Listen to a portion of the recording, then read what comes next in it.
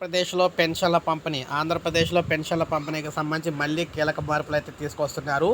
దివ్యాంగ విద్యార్థుల ఖాతాలోకి పెన్షన్‌ను నగదు. దూర ప్రాంతాల్లో చదువుకునే వారికి వెసులుబాటు. నవంబర్ నుంచి అమల్లోకి తెచ్చేలా ప్రభుత్వం చర్యలైతే తీసుకుంటుంది. నివాస ప్రాంతానికి దూరంగా వసతి గృహాలు, గురుకులాల్లో చదువుకుంటూ సామాజిక భద్రత పెన్షన్ తీసుకునే విద్యార్థులకు ఏళ్లుగా పడుతున్న ఇబ్బందులకు రాష్ట్ర ప్రభుత్వం చెక్ పెట్టింది. పింఛను తీసుకునేందుకు ప్రతి నెల సెలవు పెట్టి ఇళ్లకు వెళుతూ పడుతున్న ఇక్కట్లను తొలగించేందుకు వారి బ్యాంకు ఖాతాలను నగదమ్మ చేసేలా నిర్ణయించారు. వైకాపా ప్రభుత్వంలో ఈ సమస్య పరిష్కరించాలని అప్పట్లో తల్లిదండ్రుల అధికారుల దృష్టికి తీసుకెళ్ళినా కూడా పట్టించుకోలేదన్నమాట.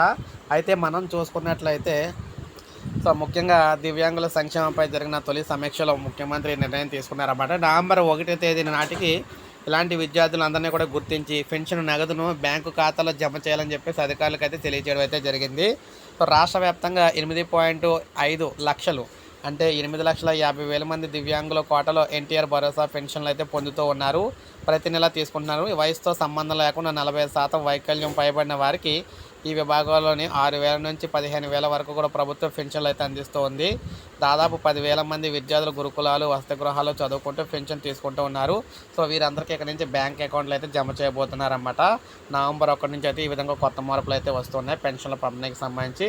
సో ఇది మనకి లేటెస్ట్ అప్డేట్. ఇలాగే పెన్షన్ల పంపిణీకి సంబంధించి ఏ చిన్న అప్డేట్ వచ్చినా అందరికంటే ముందు మన ఛానల్ ద్వారానే అందిస్తుంటాను. ఒక లైక్ చేయండి, సబ్స్క్రైబ్ చేసుకోవద్దు. మన ఛానల్ సబ్స్క్రైబ్ చేసుకొని